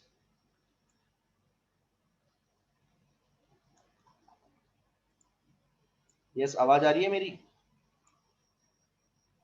yes sir. मैं आपसे पूछ रहा हूं कि जब आप इसे चार्ज कर रहे हो तो बीच में आप क्या बना रहे हो? Electric field, not electric field lines मत बोला करो ना, बैटरी है। इलेक्ट्रिक फील्ड लाइंस जो होती है वो रिप्रेजेंटेशन होती है इलेक्ट्रिक, आप बोलोगे इलेक्ट्रिक फील्ड बना रहे हो आप, ठीक है। तो आप बीच में इलेक्ट्रिक फील्ड क्रिएट करते जा रहे हो। तो ये जो वर्कडन है ये एक्चुअल में इलेक्ट्रिक फील्ड क्रिएट करने में यूज हुआ, ध्यान देना। तो एनर्जी स्टोर जो होती है वो किस फॉर्म में होती है? इलेक्ट्रिक फील्ड के फॉर्म में स्टोर हो जाती है, ध्यान देना। यही मैं बताना चाहता हूं, ठीक है। क्योंकि ये जो वर्कडन था जो आपने किया था, ये जो वर्कडन है, ध्यान देना, ये जो वर्कडन है, ये वाला ये था ना वर्कडन, ये था, ध्यान देना, ये जो वर्कडन था ये आपने किसको क्रिएट करने के लिए किया? इलेक्ट्रिक फील्ड बनाने के लिए किया, ध्यान देना। तो एनर्जी स्टोर किस में हुई? इलेक्ट्रिक फील्ड में ही स्टोर हुई, ध्यान देना। जब तक इलेक्ट्रिक फील्ड है तब तक एनर्जी स्टोर्ड है। जैसे ही आप इलेक्ट्रिक फील्ड को खत्म कर दोगे एनर्जी जीरो हो जाएगी। अब इलेक्ट्रिक फील्ड को कैसे खत्म किया जाता है? आप ऐसे सोचो, आपने कैपेसिटर को चार्ज किया, मैंने आपको ये पहले भी बताया था, आपने कैपेसिटर को चार्ज कर दिया, सीवी आ गया, इस पे माइनस सीवी आ गया। अब आपने बैटरी हटा दी, दो वायर लिए, ये दो वायर पहले से निकले थे, इन दोनों को ज्वाइन कर दिया। तो जैसे ही आप ज्वाइन कर दोगे तो क्या होगा? ये वापस सीवी कहां भाग जाएगा? प्लेट 1 से आया था, प्लेट 2 से आया था, प्लेट 1 में, तो प्लेट 1 से वापस कहां भाग जाएगा? प्लेट 2 में भाग जाएगा। तो आप सोचो अगर यहाँ से CV निकल के इसमें चले जाए तो यहाँ आ जाएगा 0, यहाँ आएगा माइनस CV प्लस CV, तो कितना आ गया 0 0। दोनों जो है आप ऐसा सोचो कि चार्ज खत्म हो गया, एक दूसरे का चार्ज खत्म हो गया पूरा। ठीक है, तो इलेक्ट्रिक फील्ड कितनी होगी बीच में, अब 0। इलेक्ट्रिक फील्ड इज 0 क्योंकि चार्ज तो है ही नहीं। प्लेट पे जो चार्ज थे उसी की वजह से तो बीच में इलेक्ट्रिक फील्ड थी। अब जैसे ही आपने इसे सिंपल एक वायर से कनेक्ट किया तो सारा चार्ज जो बैटरी ने प्लेट 2 से प्लेट 1 में भेजा था वो वापस प्लेट 1 से प्लेट 2 में भाग गया, उसे रास्ता मिल गया। अब आप बोलोगे क्या सर रास्ता ऐसे ही मिलता है हमेशा, बाहर से ही मिलेगा? तो मैं बोलूंगा जरूरी नहीं है, अंदर से भी रास्ता मिल सकता है, अंदर से भी रास्ता मिल जाता है कई बार। अंदर से रास्ता कैसे मिलेगा? आपने सोचो कि यहां जो बीच में है ना, बीच में ऐसे, आप ऐसे सोचो कि बीच में आपने एक कंडक्टिंग मीडियम डाल दिया, ये बताऊंगा आगे चल के। अब जैसे ही आप कंडक्टिंग मीडियम डालोगे तो कंडक्टिंग मीडियम के सहारे ये प्लस CV चार्ज ऐसे भाग सकता है, इसमें भागेगा इस रास्ते से, क्योंकि कंडक्टिंग मीडियम है। कंडक्टिंग मीडियम कंडक्टिंग पाथ जैसा होता है। कंडक्टिंग मीडियम और क्या हो सकता है? अरे ये भी कंडक्टिंग मीडियम ही है, ध्यान देना, ये जो वायर है ये भी एक कंडक्टिंग मीडियम है। कंडक्टर लगा हुआ ना अंदर, अंदर क्या लगा हुआ है, एक कॉपर वायर लगी हुई है। तो अगर पाथ दे दोगे चार्ज को वापस जाने को तो ये डिस्चार्ज हो जाएगा, इसी को बोलते हैं डिस्चार्ज। आया समझ में? Yes sir.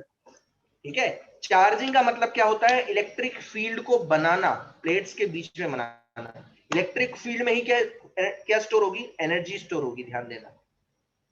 और पाथ को क्या बोलते हैं? डिस्चार्ज का मतलब क्या होता है? डिस्चार्ज का मतलब होता है उस चार्ज को वापस प्लेट 2 में भेज देना, यानी कि इलेक्ट्रिक फील्ड को खत्म कर देना। बीच वाली इलेक्ट्रिक फील्ड क्या होगी? खत्म हो गई, तो उसे बोलते हैं डिस्चार्ज। That's it. अब आप ध्यान दो, अगर आप बोलोगे कि सर आपको कैसे पता चला कि इलेक्ट्रिक फील्ड में के फॉर्म में स्टोर होती है, तो ध्यान देना, मैं एक छोटा सा इसी को थोड़ा सा चेंज करूंगा। अब आपको पता चलेगा कि ये किसके इक्वल है। ध्यान देना, थोड़ा सा चेंज कर रहा हूं, ध्यान से समझना। एनर्जी स्टोर्ड इन कैपेसिटर, अच्छा कितनी थी? Half CV²। अब देखो मैं इसमें कुछ डाल के दिखाता हूं, आपको पता चलेगा। ठीक है, क्या डाल रहा हूं, ध्यान देना। मैं C वापस डाल देता हूं, A epsilon not by D। V यहाँ पे क्या है? V है potential difference between the plates of the capacitor. यहां तक आया था समझ में? V यहाँ पे क्या है? V क्या है यहाँ पे? V क्या है? V क्या है? Potential difference between the plates of the capacitor. ठीक है, और potential difference between the plates of the capacitor क्या होगा? इन दोनों के बीच में जो पोटेंशियल डिफरेंस है वो क्या होगा? जब ये फुल्ली चार्ज हो जाएंगे तो पोटेंशियल डिफरेंस कितना आएगा? तो वो आएगा, ध्यान देना, वो आएगा, वो फिर से इसी फॉर्मूले से निकालोगे आप। dv इज इक्वल टू क्या होगा? Minus E dot dr। ध्यान देना कितना आएगा? अगर आप यहां से यहां चलो, यहां से यहां चलो, तो आप क्या लिखोगे? V of plate 2 mine sorry हाँ plate 2 minus V of plate 1, तो ये आएगा माइनस E d cos 0। तो V of plate 1 minus V of plate 2, ये कितना आ जाएगा? ET। पर ध्यान देना ये E कौन सी है? ये इलेक्ट्रिक फील्ड है जब ये फुल्ली चार्ज हो चुका है, उस टाइम की इलेक्ट्रिक फील्ड है। ठीक है, क्योंकि ये जो V है, this V is the potential difference between plate 2 end plate 1 end plate 2 when it is fully charge. तो ये ही V है, ध्यान देना, ये V ही है, ध्यान देना। तो इस V को मैं क्या लिख सकता हूं? ED। आई होप यहां तक समझ में आया सबको? क्या आ रहा है देखो, ध्यान देना, A epsilon naught by D E square D square, D क्या हुआ? कैंसल आउट हुआ। Half epsilon naught E square A into T. अब देखो, अगर आप ढंग से देख रहे हो तो आपको पता चल रहा है कि इसमें सिर्फ इलेक्ट्रिक फील्ड है। देखो ढंग से देखोगे तो इस फॉर्मूले में सिर्फ और सिर्फ क्या आ रही है, इलेक्ट्रिक फील्ड आ रही है। देखो तो इससे पता चलता है कि energy stored in the capacitor, यहां देखोगे अगर आप फॉर्मूले में, ये A इंटू डी क्या होगा, A इंटू डी होगा वॉल्यूम ऑफ कैपेसिटर। तो वॉल्यूम तो फिक्स्ड है, तो energy stored in the capacitor कितनी है, half epsilon naught E square. तो अब यहां देखो ई का ज्यादा महत्व है, वॉल्यूम ऑफ द कैपेसिटर तो फिक्स्ड है। अगर मान लीजिए ई जीरो है, इफ ई जीरो, ध्यान देना, if E is zero, E zero का मतलब क्या है, नो चार्जिंग, एनर्जी स्टोर्ड कितनी होगी, 0। जीरो हो जाएगी। और जब फुल चार्ज है, for full charging energy stored कितनी होगी, energy stored half epsilon naught E square A into T. But E कौन सा लोगे, जब फुल्ली चार्ज हो गया है उस टाइम पर बीच में इलेक्ट्रिक फील्ड तो बढ़ती जाती है। देखो जैसे जैसे ई बढ़ रहा है, बीच में बढ़ता जा रहा है, एनर्जी स्टोर बढ़ती जा रही है। सिर्फ साफ साफ पता चलता है कि इलेक्ट्रिक फील्ड जो है वो एनर्जी के फॉर्म, एनर्जी जो है कैपेसिटर में वो इलेक्ट्रिक फील्ड के फॉर्म में स्टोर होती है। ये आपको बताना पड़ेगा, ध्यान देना। अगर आपसे कोई पूछ ले कि आपको कैसे पता चला कि एनर्जी स्टोर जो है वो इलेक्ट्रिक फील्ड के फॉर्म में स्टोर हुई, तो आप पहला आंसर तो ये बता सकते हो कि ये वर्क जो है एक्चुअल में इलेक्ट्रिक फील्ड को क्रिएट करने के लिए ही किया गया था। तो हम यही बोल सकते हैं कि इलेक्ट्रिक फील्ड के फॉर्म में ही स्टोर होगा। और दूसरा फिर आपको ये डेरिवेशन पूरा को पूरा यहां से बताना पड़ेगा। आई होप समझ में आया सबको यहां तक।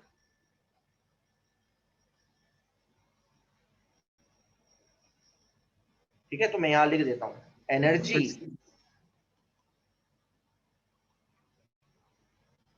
stored in the capacitor is in the form of electric field। ध्यान देना ये,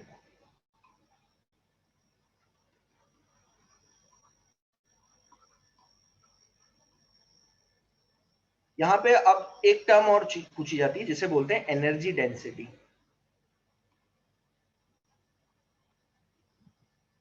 बोलोगे एनर्जी डेंसिटी क्या होती है, तो जैसे मास डेंसिटी होती है वैसे ही एनर्जी डेंसिटी होती है। एनर्जी डेंसिटी क्या होगी, टोटल एनर्जी स्टोर्ड, जितनी भी एनर्जी स्टोर हुई वो कितने वॉल्यूम में स्टोर हुई। ठीक है, कितने में स्टोर हुई थी, ए इंटू डी, इस वॉल्यूम में स्टोर हुई है, तो पर यूनिट वॉल्यूम कितना स्टोर करेगी। पर यूनिट वॉल्यूम मतलब वॉल्यूम ऑफ द कैपेसिटर से आप डिवाइड करोगे। अच्छा, इसका महत्व क्या है मैं अभी बताऊंगा। एनर्जी डेंसिटी क्यों हमारे लिए बहुत ज्यादा इंपॉर्टेंट रहती है, एनर्जी डेंसिटी का बहुत ज्यादा इंपॉर्टेंट रहता है। एनर्जी डेंसिटी नाम दे रहा हूं मैं, ध्यान देना इसे। टोटल एनर्जी स्टोर्ड है वो है half epsilon naught E square A into D, ये है वॉल्यूम, और ए इंटू डी से आपको डिवाइड करना तो ये कैंसल आउट हो जाता है, ये आती है half epsilon naught E square. ये एनर्जी डेंसिटी है, बहुत बहुत इंपॉर्टेंट है ये।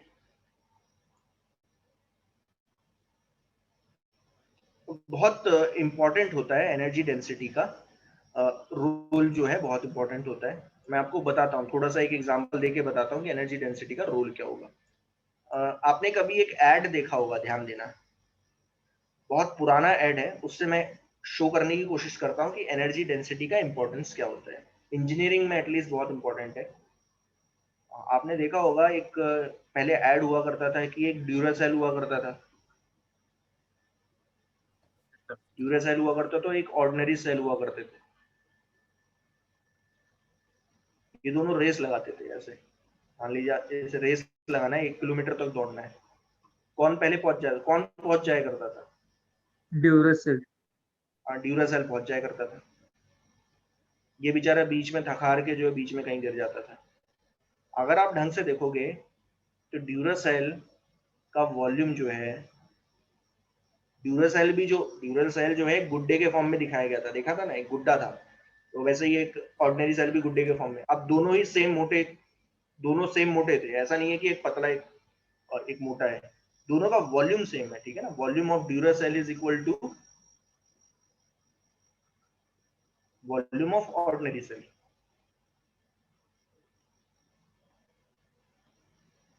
ये दोनों सेम थे, मतलब दोनों का वॉल्यूम सेम है, लेकिन ड्यूरासेल भाग के यहां तक पहुंच जाता है, ये नहीं पहुंच पाता। तो उसका रीजन है कि जो एनर्जी स्टोर थी ड्यूरासेल में, वो थोड़ी सी ज्यादा थी किससे, energy stored in ordinary cell के मुकाबले। तो अब देखो ध्यान देना, दोनों का वॉल्यूम सेम है, लेकिन एनर्जी कौन ज्यादा स्टोर कर रहा है, ड्यूरासेल ज्यादा स्टोर कर रहा है ऑर्डिनरी सेल के मुकाबले में। तो किसकी क्या ज्यादा हुई बताएगा, वॉल्यूम सेम है लेकिन एनर्जी ड्यूरासेल ज्यादा स्टोर कर रहा है, तो किसकी एनर्जी डेंसिटी ज्यादा हुई, ड्यूरासेल। है ना, हाँ हाँ ड्यूरासेल। अगर आप दोनों का वॉल्यूम देखो, यहाँ वॉल्यूम भी लिख देता हूँ, ठीक है ना। ड्यूरासेल का वॉल्यूम है 2 मीटर, 2 मीटर तो नहीं होगा, सेंटीमीटर मान लो, सेंटीमीटर भी नहीं होगा, मान के चलो 20 सेंटीमीटर स्क्वायर है। ऑर्डिनरी सेल का भी 20 सेंटीमीटर, इतना तो होगा ही, सेंटीमीटर स्क्वायर, ठीक है। लेकिन ड्यूरासेल में स्टोर हुई एनर्जी वो थी 2000 जूल, और ऑर्डिनरी में हुई 500 जूल। तो आप साफ साफ देख रहे हो एनर्जी डेंसिटी ऑफ ड्यूरासेल होगी 200 डिवाइडेड बाय 20 जूल्स पर सेंटीमीटर स्क्वायर, 100 जूल पर सेंटीमीटर स्क्वायर। लेकिन ऑर्डिनरी की कितनी होगी, ऑर्डिनरी सेल की कितनी होगी, 500 बटा 20, 25। अब इमेजिन करो, इसका मतलब ये है कि अगर आप ड्यूरासेल को छोटे छोटे 20 पार्ट में डिवाइड कर दो ऐसे, तो एक पार्ट में कितनी एनर्जी स्टोर होगी, 100 जूल। बट ऑर्डिनरी सेल को 20 पार्ट में डिवाइड करो ऐसे, तो छोटे से पार्ट में कितनी एनर्जी स्टोर होगी, 25 जूल। आया समझ में कि नहीं, आया समझ में कि नहीं। Yes sir. तो इसलिए हमारे लिए एनर्जी डेंसिटी ज्यादा इंपॉर्टेंट होती है, एनर्जी स्टोर्ड ज्यादा इंपॉर्टेंट नहीं होती। इसलिए आजकल क्या होता है, जितने भी डिवाइसेस होते हैं उसमें लिथियम आयन बैटरी यूज की जाती है। सर इसमें एनर्जी ऑर्डिनरी बैटरी, डेंसिटी ज्यादा क्यों है, मतलब एनर्जी स्टोर ज्यादा क्यों है इसमें ऑर्डिनरी से? हाँ, अब ये अंदर क्या है, इसका स्ट्रक्चर ही इस तरीके से बनाया गया है। अब क्या होता है, अगर ये सारी चीजें अगर कंपनीज बता दें, हाँ मैं यही बताने की कोशिश कर रहा हूँ कि ऐसा डिफरेंस क्यों है। अब क्या होता है कि यही कमाल की बात रहती है कि अब मान लीजिए मैंने एक सेल बनाया, मान लीजिए मैंने लिथियम आयन सेल बनाया, ठीक है ना, एक सेल बना दिया। अब अगर मैं ऑर्डिनरी सेल, मैंने देखा है ऑर्डिनरी सेल के अंदर क्या प्रक्रिया होती है, अंदर क्या रिएक्शन होता है। मैंने सोचा यार ये रिएक्शन ना, मैं इस प्लेट को, अगर इस प्लेट को, मान लीजिए 2 प्लेट है, अब मान लो अंदर 2 प्लेट लगी हुई है, ठीक है, ये ब्रास की बनी है, ये बनी है कॉपर की। मैंने सोचा क्यों ना मैं इस कॉपर प्लेट को हटा के, थ्योरी है अभी ध्यान देना, कुछ कोई और प्लेट लगाऊं तो शायद एनर्जी स्टोर ज्यादा आ जाए, ज्यादा एनर्जी स्टोर करने लग जाए। ये अंदर का जो स्ट्रक्चर होता है ना लिथियम का, लिथियम आयन बैटरी जो है वो ज्यादा एनर्जी क्यों स्टोर करती है, क्योंकि उसका जो अंदर जो कॉन्सेप्ट यूज किया गया है बनाने में वो थोड़ा सा अलग है, ऑर्डिनरी सेल के मुकाबले में अलग है। आया समझ में, दोनों के अंदर जो प्रक्रिया चल रही है ना, केमिकल रिएक्शन, वो सेम नहीं चल रही। तो यहां पे अंदर से लेना देना है। आ रहा है समझ में कि नहीं, नहीं यस आया सर। समझ में, मैं यस क्या सर। बोलने की कोशिश कर रहा हूं। जैसे कैपेसिटर है, अब कैपेसिटर में मैं आपको बहुत अच्छी तरीके से बताऊंगा कि अगर आपको सेम कैपेसिटर में अगर ज्यादा एनर्जी स्टोर करनी है तो आपको क्या करना पड़ेगा, ये मैं अभी बताने वाला हूँ। वैसे ही बैटरी जब मैं करवाऊंगा तो बैटरी के बारे में मैं थोड़ा बहुत आपको ज्ञान दे सकता हूँ कि लिथियम आयन बैटरी में ऐसा क्या होता है, अंदर क्या होता है ऑर्डिनरी सेल के मुकाबले में कि वो ज्यादा एनर्जी स्टोर कर पाता है। ये अंदर वाली चीज है, ये मैं बाहर से नहीं बता सकता। आप बोलोगे कि सर ऐसा क्यों होता है कि ऑर्डिनरी सेल जो है सेम वॉल्यूम है, ड्यूरा सेल का भी सेम वॉल्यूम है, तो ऑर्डिनरी सेल क्यों करती है? अरे भाई ऑर्डिनरी सेल बनाई नहीं है उस तरीके से, यही तो कॉन्सेप्ट होता है। इसलिए तो लिथियम आयन बैटरी, अगर आप लिथियम आयन बैटरी जो है कि अगर आप इंडस्ट्री खोलते हो, मान लो आपने लिथियम आयन बैटरी में कुछ चेंज करके उसे और एफिशिएंट बना दिया, मतलब वो उतने ही वॉल्यूम में और ज्यादा एनर्जी स्टोर कर पा रही है, तो ये मान के चलो कि वो कॉन्सेप्ट अगर आप किसी और कंपनी को बेचते हो तो आप करोड़पति हो जाओगे। क्योंकि आपने क्या किया है, आपने एक ऐसा तरीका ढूंढा।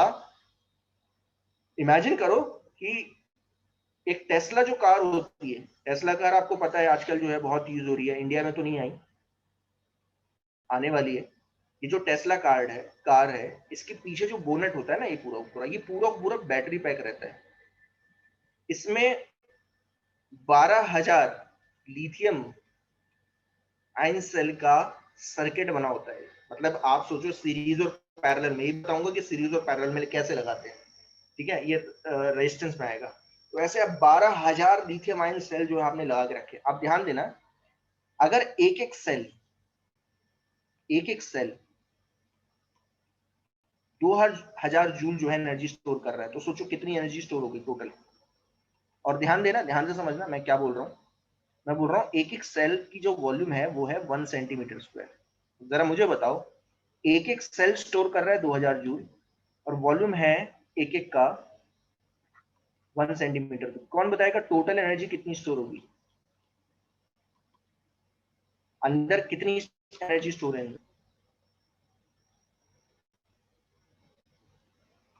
एक में कितनी स्टोर है? 2,000, और कितने यूज किए आपने?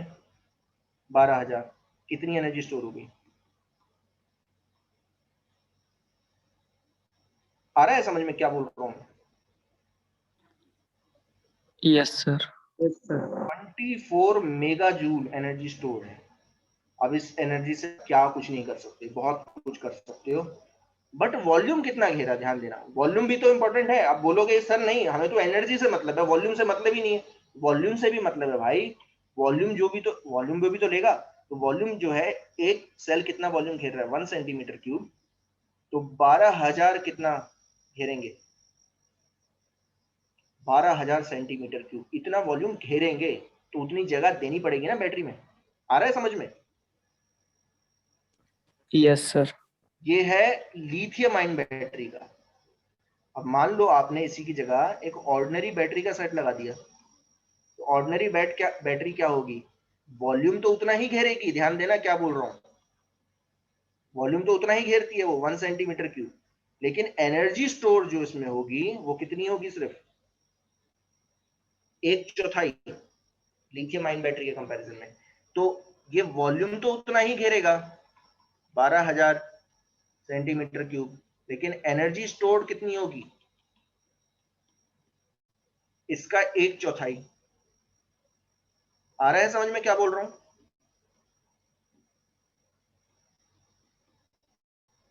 यस।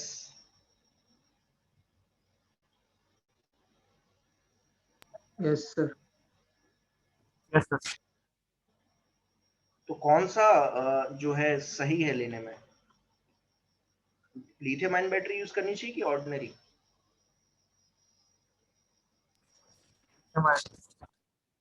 लिथियम आयन यूज करनी चाहिए क्योंकि वॉल्यूम तो उतना ही ले रहा है, घेर रहा है, लेकिन एनर्जी स्टोर काफी है। एनर्जी डेंसिटी जो है लिथियम आयन बैटरी की ज्यादा है। बेसिकली मैं एनर्जी डेंसिटी समझाना चाहता हूं आपको। हमें एनर्जी डेंसिटी से मतलब होता है, एनर्जी से मतलब नहीं है हमें, हमें एनर्जी डेंसिटी से मतलब होता है। वैसे लिथियम आयन बैटरी का हाँ एक डिसएडवांटेज है कि उसमें आग लगने का चांसेस ज्यादा हो जाते हैं। ऑर्डिनरी बैटरी के मुकाबले में आग लगने के चांसेस ज्यादा होते हैं, तो आपको केयरफुली यूज करना पड़ती है। ऐसे नहीं है कि आप लिथियम आयन बैटरी यूज कर रहे हो, एडवांटेजेस ज्यादा हैं बस। लिथियम आयन बैटरी को आप चार्ज कर सकते हो, चार्जिंग हो जाती है, लेकिन ऑर्डिनरी बैटरी को चार्ज नहीं कर सकते। एक बार ऑर्डिनरी बैटरी आपने यूज कर दी, डिस्चार्ज हो गई, तो उसको फिर फेंकना ही पड़ता है, वो अब रिचार्ज नहीं हो सकती। ठीक है, आई होप यहाँ तक समझ में आया होगा। Yes, sir. ठीक है, तो मेरे ख्याल से क्लियरिटी हुई होगी। अब देखो जरा, मैं एक और दो चीज और बता देता हूं। एनर्जी स्टोर्ड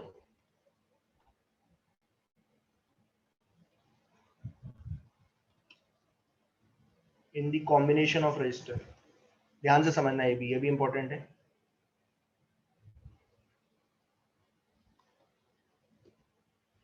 ठीक है, अगर कैपेसिटर जो है सीरीज में लगे या पैरेलल में लगे, कॉम्बिनेशन में लगे हुए, तो फिर एनर्जी स्टोर्ड कैसे निकालेंगे? तो ध्यान देना, मान लीजिए पहला सीरीज कॉम्बिनेशन है, ठीक है ना, ध्यान से समझना, बहुत इजी है, आराम से समझ में आएगा। सीरीज कॉम्बिनेशन, अब मान के चलो ये तीन कैपेसिटर जो है सीरीज में लगे हैं। सीरीज में क्या चीज सेम रहता है? अगर कैपेसिटर तीनों सीरीज में लगे हुए हैं तो क्या चीज सेम रहेगी तीनों में? Yes, charge. हाँ, चार्ज सेम रहेगा, बहुत बढ़िया, मैंने बताया था।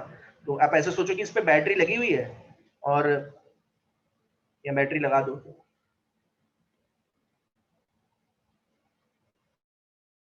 इस पे चार्ज आ गया प्लस क्यू, इस पे आएगा minus Q, plus Q minus Q, plus Q minus. और ये चार्ज भी निकाल सकता हूँ, ये मैंने आपको निकालना सिखाया था, बहुत अच्छी तरीके से निकालना सिखाया कि ये चार्ज कितना आ जाएगा। ठीक है, तो अब क्योंकि तीनों पे चार्ज सेम है, ठीक है, तो मेरे लिए कौन सा फॉर्मूला इजी रहेगा यूज करने में? तीन फॉर्मूले हैं, देखो, ये Q square by two C, half C V square, Q V by two. अब देखो मेरे लिए क्या इजी है, मेरे लिए Q square by two C easy है, ध्यान देना, ये मैं बताने की कोशिश कर रहा था एक्चुअली उस समय।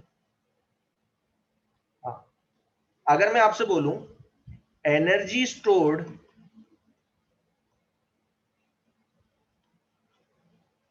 इन फर्स्ट कैपेसिटर,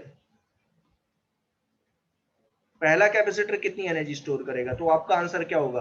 आप बोलोगे सर चार्ज स्टोर्ड है Q, Q square by two C one. आया समझ में? Yes sir. फिर energy stored in second capacitor कितनी स्टोर करेगा? चार्ज सेम है, Q square by two C two. Third capacitor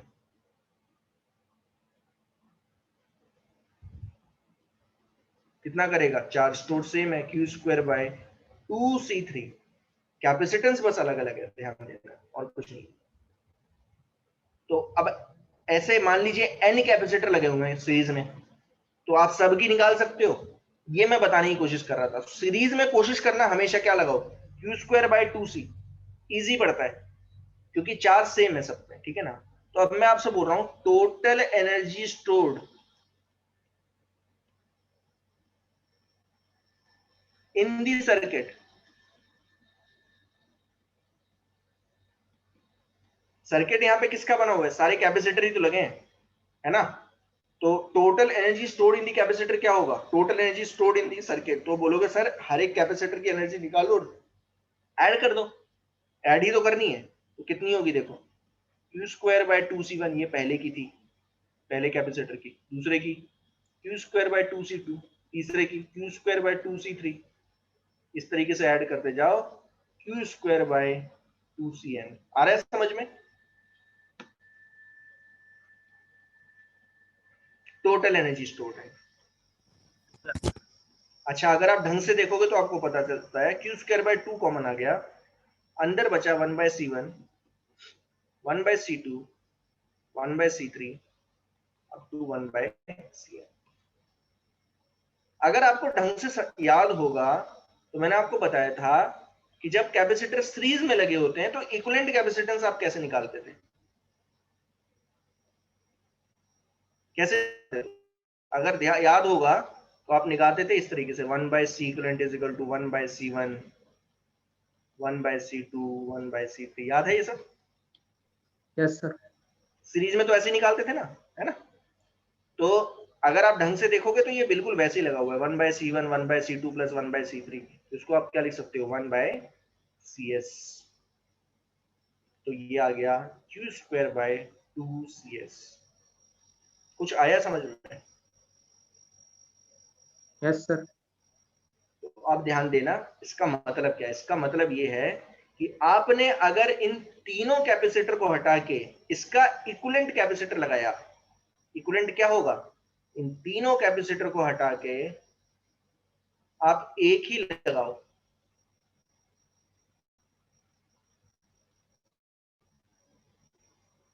एक ही लगा दो। ध्यान देना कितना, CS। तो मैंने आपको बहुत अच्छी तरीके से बताया था कि अगर आप इन तीनों को हटा के एक ही कैपेसिटर लगाओ, दैट इज कॉल्ड CS। और जो इस फॉर्मूले से निकाला जाएगा 1/C1, इस फॉर्मूले से निकाला गया होगा। अब जरा मुझे बताओ ये कितनी एनर्जी स्टोर करेगा? इस पे चार्ज कितना आएगा? उतना ही चार्ज आएगा।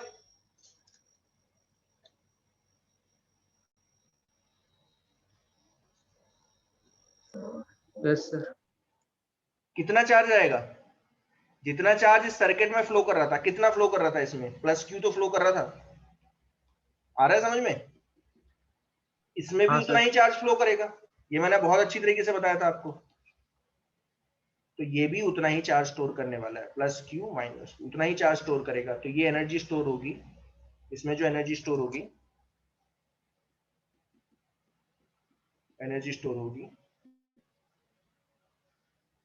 इन दी equivalent capacitor,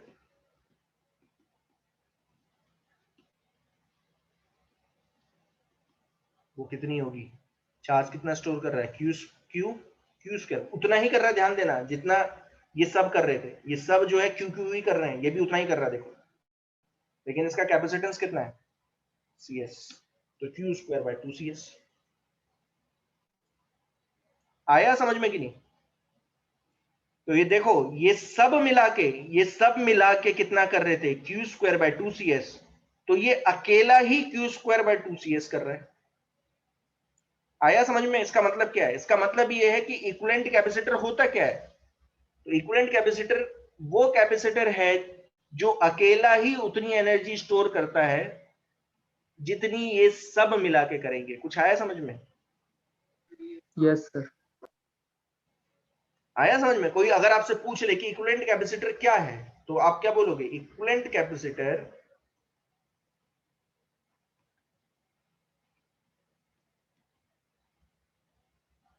is the capacitor which stores the same amount of energy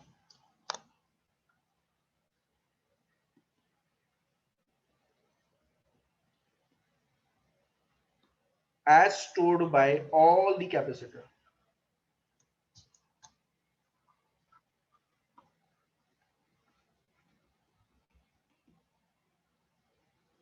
आ गया समझ में? इसका मतलब ये है। तो अगर आपको कोई भी सर्किट दे दिया जाए, ऐसे सर्किट दे दिया जाए और आपसे बोला जाए बताओ टोटल एनर्जी ये सर्किट कितना स्टोर करेगा, तो आप डरने की जरूरत नहीं है। आप क्या करोगे? आप इसका इक्विवेलेंट बनाओगे, इसका इक्विवेलेंट सर्किट बनाओगे, जो कि ये बनेगा। और ये जो कैपेसिटर है जितना एनर्जी स्टोर कर लेगा, वही एनर्जी स्टोर ये सारे मिला के करेंगे। ध्यान देना। बट अगर इंडिविजुअली पूछा जाए कि बताओ ये कितना स्टोर करेगा, तो फिर आप ये यूज मत करना। ये कितना करेगा, ये वाला कैपेसिटर कितना कर रहा है, तो आप फिर बताओगे कि इसके ऊपर चार्ज बता दो, मैं भी बता दूंगा। Q²/2C3 इतनी एनर्जी स्टोर करेगा। ये कितनी करेगा? Q²/2C1। आई होप समझ में आ रहा है सबको मैं क्या बोलने की कोशिश कर रहा हूं। इंडिविजुअली ये अलग अलग कर रहे हैं, Q²/2C1 Q²/2C2। आ रहा है ना समझ में क्या बोल रहा हूं?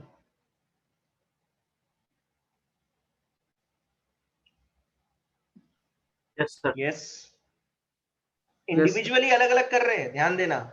लेकिन अगर मैं आपसे टोटल पूछूंगा कि टोटल एनर्जी कितनी स्टोर है, तो आप यहां से मत कैलकुलेट करना, बड़ी कैलकुलेशन पड़ेगी। आप क्या करोगे? आप इक्विवेलेंट सर्किट बनाओगे और इक्विवेलेंट सर्किट मतलब इक्विवेलेंट जो कैपेसिटर होगा वो कितनी एनर्जी स्टोर करेगा, बस वो निकाल दोगे, दैट्स इट। बात आई समझ में? ये है यस सर। सीरीज का, ठीक है, दिस इज फॉर सीरीज। अब पैरेलल में देखो, पैरेलल में कितना स्टोर होगी,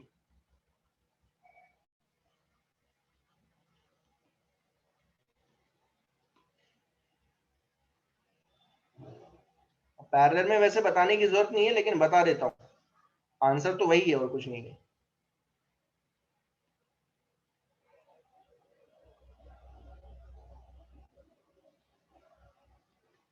पैरेलल में क्या चीज सेम रहती है? पोटेंशियल। हाँ, potential difference across the plates of the capacitor. अब इमेजिन कर लो कि इन दोनों कैपेसिटर को मैंने किस पे लगा दिया है, पोटेंशियल नहीं बोलोगे प्लीज, पोटेंशियल मत बोला करो, पोटेंशियल डिफरेंस बोला करो, across the plates of the capacitor, थोड़ा अच्छा लगता है, ठीक है ना, पोटेंशियल मत बोला करो, पोटेंशियल लगता है 9th क्लास का कोई बच्चा बोल रहा है, 9th या 10th का, ठीक है ना। तो अब अगर आप बोलोगे कि सर C1 C2, मैंने दो ही बनाए, इन जनरल मान के चलो कि n कैपेसिटर लगे हुए हैं, ठीक है ना, तो यहां पे 0 वोल्ट आ गया, यहां V वोल्ट है, इसके अक्रॉस V आ गया, इसके अक्रॉस आ गया V। अब बताओ, क्योंकि दोनों के अक्रॉस सेम पोटेंशियल डिफरेंस है, तो मुझे कौन सा फॉर्मूला यूज करना चाहिए, बेसिकली कौन सा यूज करना चाहिए, हाफ CV², क्योंकि C तो कांस्टेंट है, ठीक है ना, और V सबके अक्रॉस सेम है, ठीक है, V सेम और C तो कांस्टेंट होता है, C मतलब कैपेसिटेंस, कैपेसिटेंस तो कैपेसिटर की प्रॉपर्टी, कैपेसिटेंस की प्रॉपर्टी है, वो V पे डिपेंड नहीं करता, ठीक है ना, तो हाफ CV² आप यूज करोगे, ठीक है ना, पैरेलल में, इन पैरेलल, मैं ये बताना चाहता एक्चुअली में, ठीक है। तो अब मैं आपसे पूछ रहा हूं, energy stored in first capacitor क्या होगी, बताएगा कोई, क्या होगा? हाफ कैपेसिटेंस कितना है C1, दोनों प्लेट्स के अक्रॉस कितना पोटेंशियल डिफरेंस है V²। आई होप समझ में आ रहा है मैं क्या बोल रहा हूं। Yes sir. Energy stored in second capacitor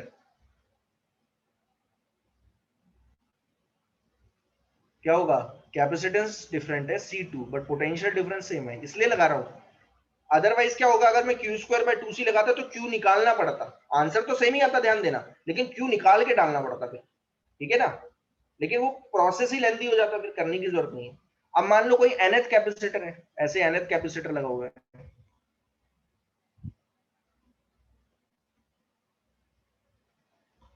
तो कितनी एनर्जी स्टोर होगी, half CnV²।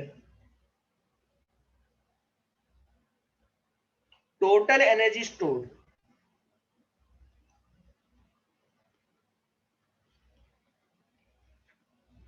In this system, क्या बोलोगे,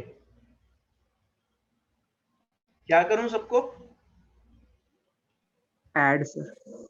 ऐड कर दो, ठीक है, तो ये आएगा हाफ C1V², हाफ C2V², ऐसे ऐड करते जाओ, हाफ CnV², क्योंकि V सेम है तीन सारों के अक्रॉस, तो V²/2 कॉमन आता है, अंदर बचता है C1 + C2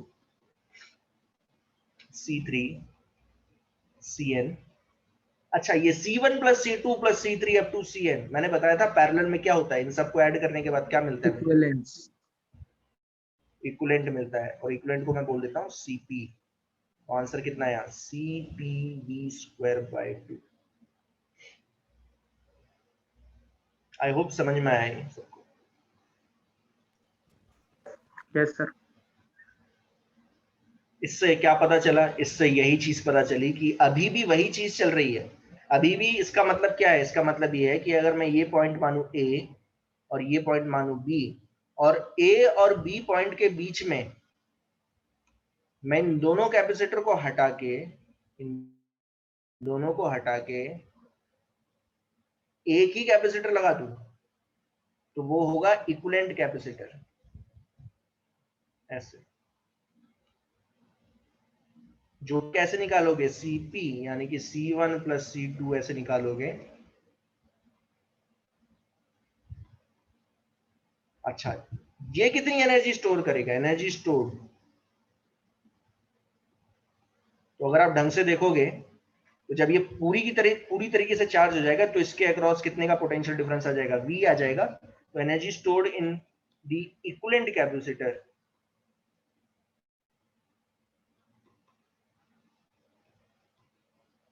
कितना आने वाला है, एक ही में ध्यान देना, इक्विवेलेंट लिख रहा हूं, तो आप क्या बोलोगे, हाफ इसका कैपेसिटेंस कितना है Cp और इसका CPV पोटेंशियल, हाँ, तो हाफ Cp V स्क्वायर। तो अगर आप देखोगे ये उतना ही आ रहा है, देखो मतलब अभी भी यही चीज है, ध्यान देना। आया समझ में? तो ध्यान से समझो इस चीज को कि चाहे कैपेसिटर सीरीज में लगे हैं, पैरेलल में लगे हैं, या मिक्स सर्किट है, अगर आपसे कोई पूछ ले कि what is the total energy stored in the whole system, तो आप क्या बोलोगे, आप बोलोगे कि सर बस आप मुझे क्या बता दो, इन सबका इक्विवेलेंट कैपेसिटर बता दो, ठीक है ना, मैं झट से बता दूंगा। उसमें उसमें जितनी एनर्जी स्टोर होगी वही एनर्जी स्टोर होगी पूरे सर्किट में। आप देखो ध्यान से, समझ में आया, यहां तक आया कि नहीं?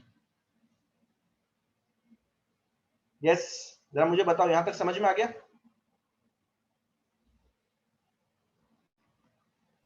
अब देखो जरा मैं एक क्वेश्चन करवाता हूं, एक क्वेश्चन से आपको बहुत अच्छी तरीके से क्लियर हो जाएगा, देखना एग्जांपल है, बल्कि आप मेरी मदद करोगे, अगर समझ में आ रहा है तो आप मदद करोगे मेरी, इससे बहुत अच्छी तरीके से क्लियर हो जाएगा आपको।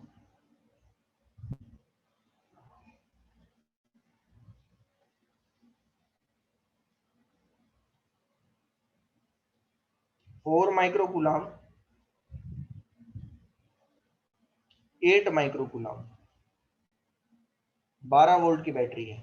मैं आपसे क्या पूछ रहा हूं, मैं आपसे पूछ रहा हूं पहला, find out the energy stored in the individual capacitor, हर एक कैपेसिटर में कितनी एनर्जी स्टोर है, मतलब इसकी अलग बतानी है और इसकी अलग बतानी है, ठीक है। दूसरा, फाइंड आउट दी टोटल एनर्जी स्टोर,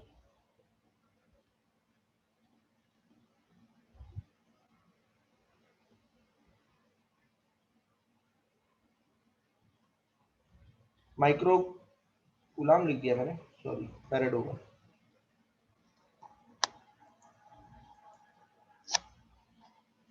अब पहले तो मुझे बताओ कि आप कैसे करोगे, तो आप क्या बोलोगे कि सर आप बस आप चार्ज निकालो, दोनों में कितना स्टोर करेंगे, मैंने बता रखा है आपको कितना स्टोर करेंगे, ठीक है। इक्विवेलेंट बना के दिखाओ जरा, जल्दी जल्दी बना के दिखाओ, इनका दोनों कैसे लगे हैं, सीरीज सीरीज में लगे हैं, तो इक्विवेलेंट क्या आएगा,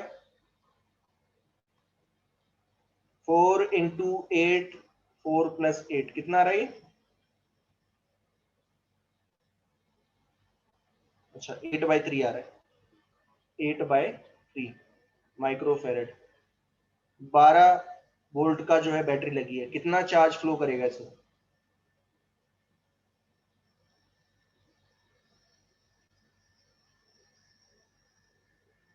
कितना चार्ज स्टोर करेगा ये, या फ्लो 32 करेगा, 32, 8/3 इंटू 12, 4 से गया 32 माइक्रोकूलम, ऐसे ये बैटरी जो है यहां से निकालेगी तो यहाँ आएगा -32 माइक्रोकूलम, भेज देगी यहाँ पे ऐसे,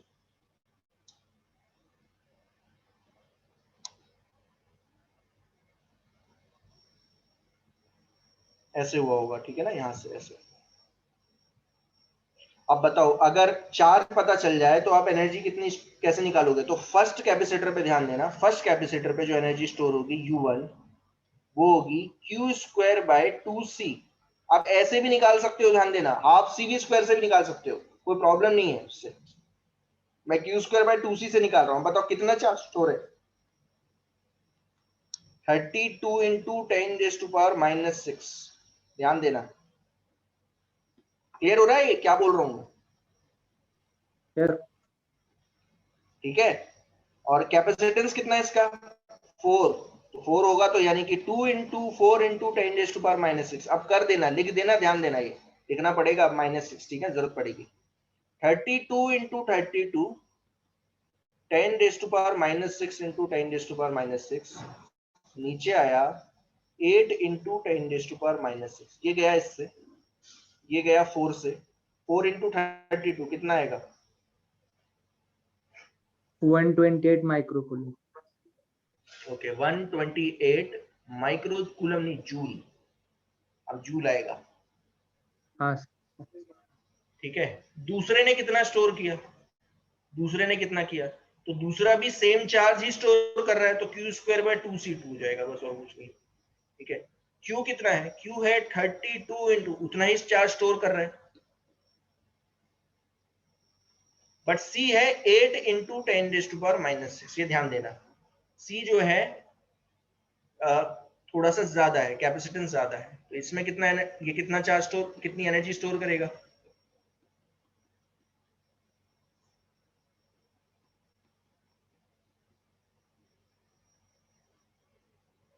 64।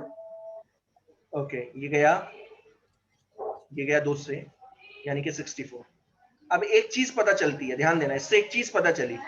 अगर मैं आपसे बोलूं, ध्यान देना, इससे एक चीज पता चलती है, मैं अगर आपसे बोलूं 2 कैपेसिटर अगर सीरीज में लगे हैं तो कौन ज्यादा एनर्जी स्टोर करता है? कौन बताएगा? दो दो कैपेसिटर सीरीज में लगे हैं तो दोनों पे चार्ज सेम है, ध्यान देना, दोनों पे चार्ज सेम है, लेकिन एनर्जी स्टोर कौन ज्यादा कर रहा है? जो छोटा कैपेसिटर। हाँ, क्योंकि जो एनर्जी स्टोर थी वो थी Q²/2C फॉर सेम चार्ज। ध्यान देना, for same charge Q that is in series. अगर कैपेसिटर सीरीज में लगे हुए हैं तो एक ही चीज पता चलती है, जो एनर्जी स्टोर्ड है वो इनवर्सली प्रोपोर्शनल टू कैपेसिटेंस है। तो जिसका कैपेसिटेंस ज्यादा होगा, जिस कैपेसिटर का कैपेसिटेंस ज्यादा होगा, वो एनर्जी स्टोर कम करता है, ध्यान देना। कई बार ये क्वेश्चन आ जाते हैं, छोटे छोटे क्वेश्चन है, तो आपको ध्यान देने हैं। यहां तक आया समझ में? अगर मैं आपसे बोलूं yes total sir. Energy store कितनी है, दोनों की निकाल ली आपने, तो दोनों की ऐड कर दो, कितनी आ जाएगी? 128 micro joule plus 64 micro joule, तो कितनी आ गई जरा बताना?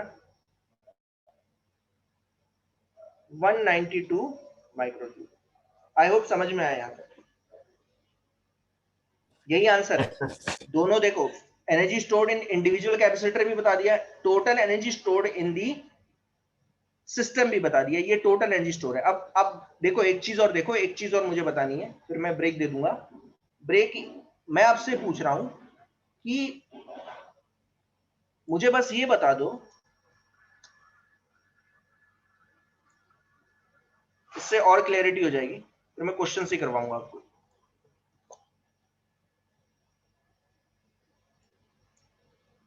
मैं ये जानना चाहता हूं कि ये जो कैपेसिटर है ये अकेला कितनी एनर्जी स्टोर कर लेगा?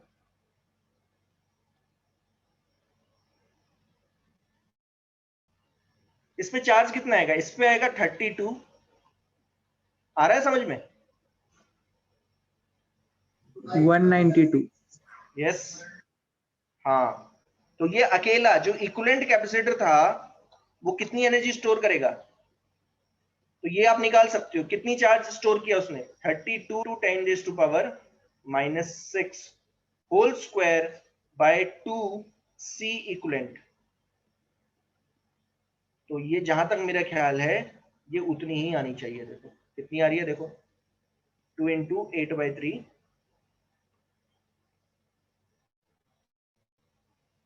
ये गया, ये जाएगा 16 से, ये जाएगा 2 से, और ये 3 ऊपर जाएगा तो 3 इंटू 2 6। तो ये कितना आया? ये आ गया 192 माइक्रो जूल। से ये प्रूफ होता है कि ये दोनों मिलके जितनी एनर्जी स्टोर कर रहे थे वो कितनी कर रहे थे 192 माइक्रोजूल, ये अकेला ही उतनी एनर्जी स्टोर कर लेगा। इससे ये प्रूफ हो जाता है। आई होप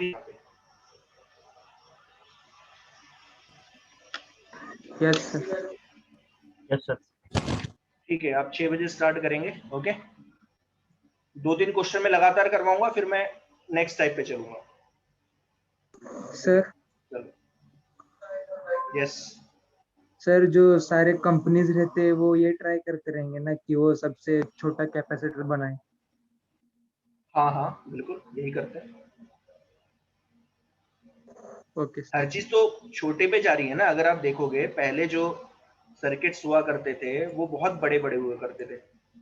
जैसे लैब, कोई अगर पहला जो सबसे पहला कंप्यूटर बना था वो एक रूम, 2-2 3-3 रूम बड़ा था। आजकल वही कैपेसिटर उससे भी ज्यादा अच्छे कैपेसिटर हमारे हाथ में। और ऐसा भी हो सकता है कि आने वाले टाइम में आपको ये कैपेसिटर हाथ में ना मिले, आप अपने हाथ पे पकड़ के घूमो, पकड़ने की भी जरूरत ना पड़े, आपके हाथ में हो सीधा ही, रिस्ट बैंड के फॉर्म में जो है पकड़ के घूमो। इसे बोलते हैं मिनिएचराइजेशन। मिनिएचराइजेशन मतलब छोटा करते जाना, छोटा छोटा छोटा और करते जाना। यस। आया आया समझ में? हाँ सर, थैंक यू। लेकिन उसके लिए रिसर्च की जरूरत है, ऐसा नहीं है, ध्यान देना। रिसर्च बहुत ज्यादा इंपॉर्टेंट होती है, जो कि इंडिया में होती नहीं है रिसर्च। ठीक है, इंडिया में बहुत कम रिसर्च होती है इस चीज पे, और होती भी है तो इंडिया वाले बेचारे, भारत के जो साइंटिस्ट रिसर्च करते हैं उनको वो पसंद नहीं आती। वो बाहर की सोचते हैं कि बाहर वाले ही रिसर्च हमें दिखाएं। ठीक है ना, भारत वाले की ज्यादा उन्हें पसंद आती है। भारत में जो रिसर्च हो रही है उस पसंद नहीं आती किसी को। ओके ठीक है ना, रिसर्च चाहिए होती है हर चीज के लिए, आपको रिसर्च करनी पड़ती है। ठीक है, चलो, थैंक यू।